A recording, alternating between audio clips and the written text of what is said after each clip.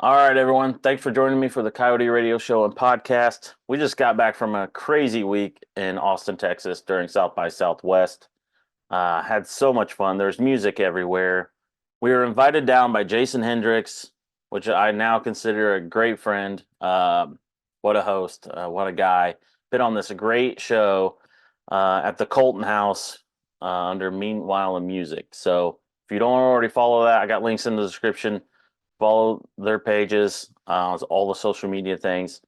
But we did four days of music basically during the days, and just absolutely packed it with talent, all different types too. It wasn't just like one style or genre. It was a wonderful blend of music. So yeah, I pretty much was there for the week, but in a few days I crammed in about 14 or 15 interviews, kind of down and dirty style. We didn't have a lot of time with artists because people are just coming and going crazy in all directions. But yeah, it was great to sit down and talk with several artists and kind of get where they're from, what projects they're working on, and kind of what their future plans were. So we kind of, grabbed the gist of it and went with it. So I hope you like these. We're going to roll them out. We're going to send a bunch of them out as fast as possible because we want this information to be current and up to date. But once again, hats off to Jason Hendrix, Meanwhile in Music. Thank you for inviting the podcast down. Hopefully we can do it again next year. And we love you, man. So, all right, let's go talk to some artists.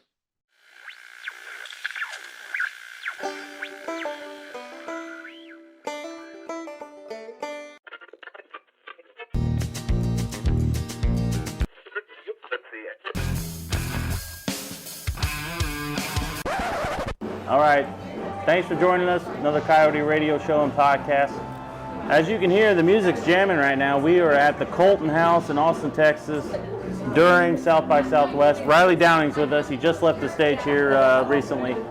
And thank you for being on. I appreciate it. Yeah, man. Nice to finally meet you. Finally meet you in person. I've been a fan for a long time. With you with the Deslondes and with your solo stuff, it's all good quality content. And I feel like it's very unique too. Like when you hear the music, I was like, oh, I don't have to look at nothing. I can be like, oh, that's Riley.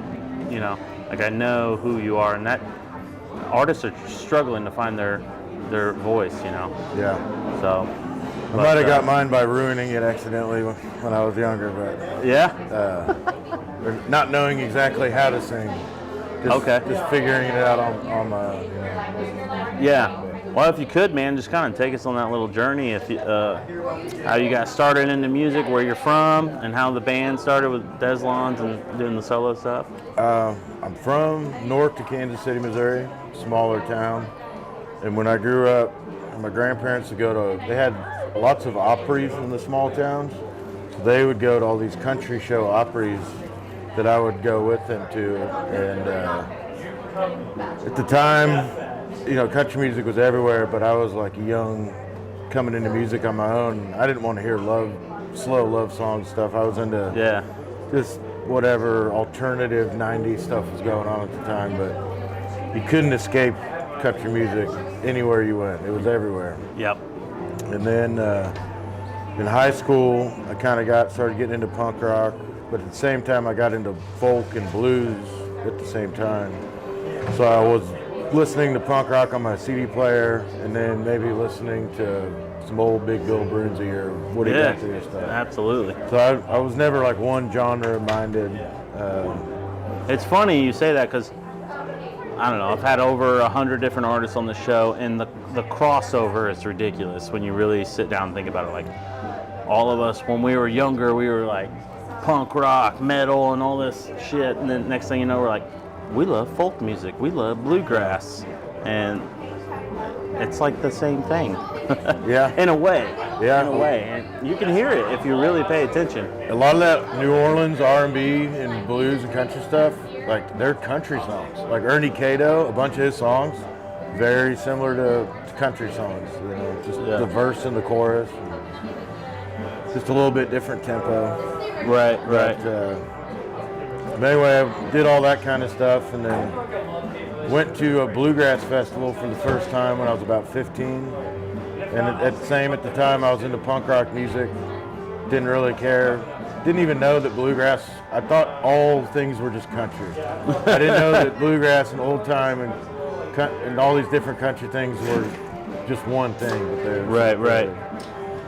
And I thought it was pretty cool just seeing everybody play. And so What festival was that? And can you recall? was Winfield Bluegrass Festival. Okay. It's like a bigger one in southern Kansas. Yeah, I've actually heard of it. Yeah. I haven't been in years, but it was when I was younger and everything was new and fun. And had a punk band in Kansas City that played with quite a bit. Probably the hardest practicing band I was ever in was my high school punk band.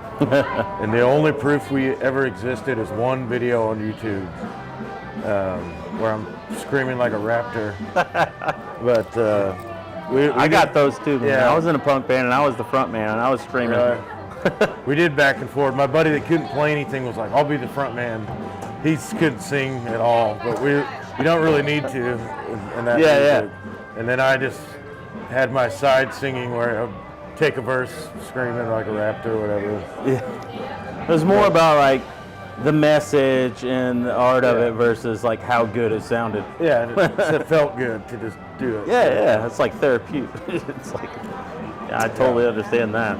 That's hilarious. It's not too different now, I guess. Like writing songs is like more therapeutic than screaming, and you know what I mean? Right. Or just being thoughtful and like, what am I going to write about? How do I want to phrase this? Like, what's the easiest way to do it? And then like, what's the other way? Like, what's the way that means the most to me, or could mean the most to anybody? Right. But anyway, we ended up going to the Woody Guthrie Folk Festival right after I graduated high school. And that's where I met Sam Doors and Cameron, who was in the band. Sat around the fire, played music, and then I went home, continued working, doing my thing. I was a trash man at the time. Yeah. And we would just see each other every so many years. At one point when I saw them, I was in a doom metal band on tour. And finally, Sam and Dan put together a band, and they called me and said, "We're starting a band. Do you want to be in it?" And I was like 22, 23. Yeah, you didn't have to ask me twice. I went down there as fast as I could. But I learned, and they learned that I still had a lot to learn. I didn't know what harmonizing was. I didn't really understand the dynamics of all the music. Yeah. That's pretty much the origin of it. Yeah. I still don't know all of it, you know what I mean? No. Like, I'll never will, but I'm not a musician, but that's probably why I like music so much. I can admire like what people do and go through, because I know I can do that shit. Like, it's amazing. But I also like the idea of like people that can't. There's kind of like you talk to some people. There's a formula to music. Like, it's like math, and it's when you start putting math in it, it kind of ruins it a little bit. I can't do that. I like breaking the rules a little bit. You know what I mean? Like, I don't know the number system. Everybody in my band's like 1, 4, 5. I'm like, I need it in letters. Letters is what makes sense to me. okay. But I do believe, I think being educated in that's awesome. But maybe we're a little more self-educated. Right. So right. I let those guys nerd out on the solos and the different transitions and stuff. And I just do what I like to just write. That's one of my favorite things to write. And, What's your writing process like? Do you sit down with a guitar, or like how do you do it? I got a shed. It's the same shed I've been writing in since I was a kid. And I just go out there 8 or 9 at night. It's funner when I don't have anything to do the next day, because then I can stay out as late as I want. But Yeah.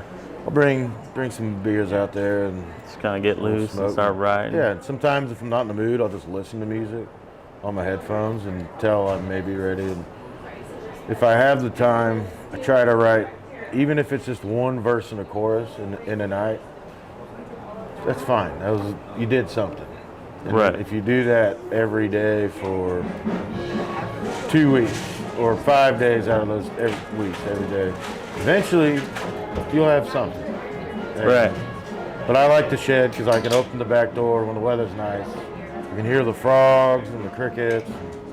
I can chain smoke if I want to.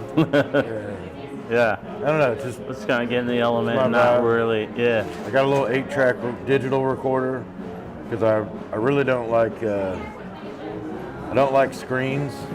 Like I'd rather just do it digitally and just treat it for what it is, like a demo. It doesn't have to be perfect, you know. Even if I don't have the song finished, I'll sing the same verse and chorus twice just to make it seem like to hear it like it's a full song. Right. And then with those extra tracks, add some goofy stuff, maybe a couple of harmonies or whatever. Yeah, just kind of build from there. Yeah, if I cough in the middle of one of them or whatever, don't think about it too much. It's just for fun, you know. Yeah. Yeah, when you start, I don't know, you overanalyze and overthink it, you kind of ruin it. If you just if you can learn to kind of disassociate from like the music industry and do what you intended to in the first place and just like have fun with it, I think more people can relate to it then. Yeah. But and that's tough, I know. I like it. Well, and originally it's like it's for you. You're entertaining yourself and you're entertaining your friends, and then you start thinking of entertaining everybody. Because in the beginning, like I still sing some songs that I just wrote for fun. I never thought I would have to sing them as many times as I did, as I do. But they're still fun. But at the same time, it's like I never thought I would have to sing that song every night for thousands 14 years. Yeah. Thousands of times I've sang this song. But if it's still fun for other people, then I can have fun with it too. Right, yeah. That's great, man. Like that, I'm sure like I'll never understand that, but like to just know that you wrote a song that hit with people that could last decades, you know, like that's saying a lot. So I don't know how it did. I never imagined, like even on this last tour, like we've been a band almost 15 years. And yeah. We used to tour the old-fashioned way, like pre-GPS. Like you just kept going to a town and hitting up the whole United States every summer.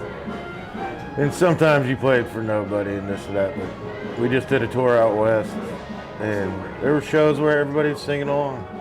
And that was like the best feeling in the world. It's like, I don't know how this happened, but people know the song now. Yeah, it's even more fun to sing it and see people singing back. Right. If you don't sing it so well, you're like, come on, sing a little bit. Yeah. Or even if you're like slightly under the water, like, or whether you're like, hey, help me out here, like, get me going. I mean, I had strep throat for 5 days on this last tour, and I honestly never get sick.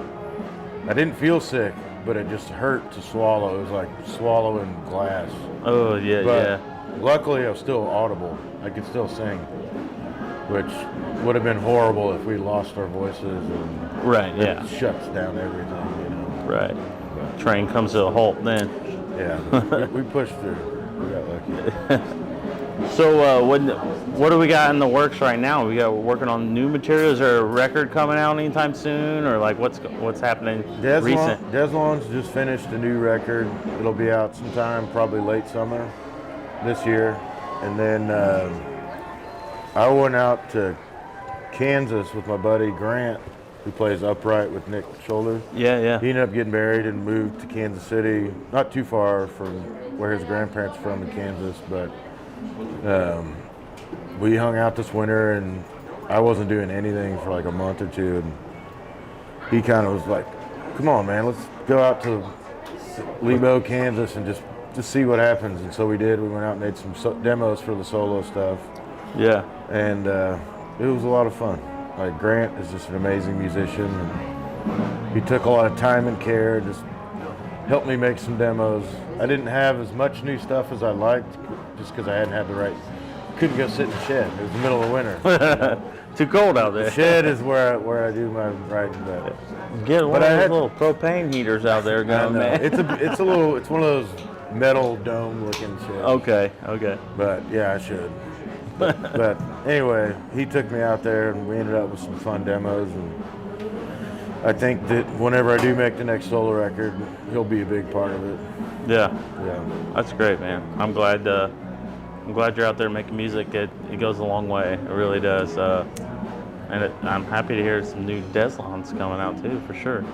I'm excited. I think this record's more similar to our first record we made. It's a little more upbeat. Okay. The last record we had was a little more laid back. Chill. But we got a new drummer, Hal, and he kind of picked up the tempo a little bit. Okay. Makes sense. Well, man, thank you so much for being on. Thank you so much. Share your story. I know it's short and brief. No, it's fine. We're limited time here at the Colton House, but Sure. is there anything we should share? Like you got social media and all that good stuff that everyone needs to know about? Links in the description. I'm on the Instagram. On the gram. I don't know. On the Facebook, you can find me. Are you on the TikToks? I haven't done that yet. You know, I started one and I'm terrible. Right. Don't even go to mine. It's a joke. What's for funny, me. because like, you know, you're bored rolling through I see TikToks like through whatever reels or feed, but I've never gotten on there. Yeah. There was one day on you can they have a Spotify artist thing where you can see the spikes in your songs or whatever. And I just checked it one day and it was like way up there. And I was like, what happened? And then my buddy was like, probably on a TikTok. And sure enough, for a week, some TikTok made my song shoot up. Somebody filmed you? Or No, they just used the song on their TikTok. TikTok. Oh, okay, and then it blew up? And it went back down. But, yeah. But, I don't know. That's crazy. This day and age, I don't understand it. I mean, I don't even like social media, but I also know I have to be part of it if I'm doing a podcast. I mean, it's part of the deal. But if I didn't have that, then I probably wouldn't even be on it. Be honest with you. When I'm on tour, I like hardly ever look at anything because it's just go, go, go. Yeah. And but then when I'm off tour and bored, I'm like, wonder what this person's doing. Yeah. All right, guys. Well, thanks again, Riley. We'll check out the descriptions, like I said, and listen to Coyote Radio. Yes. Show and podcast. Here it is.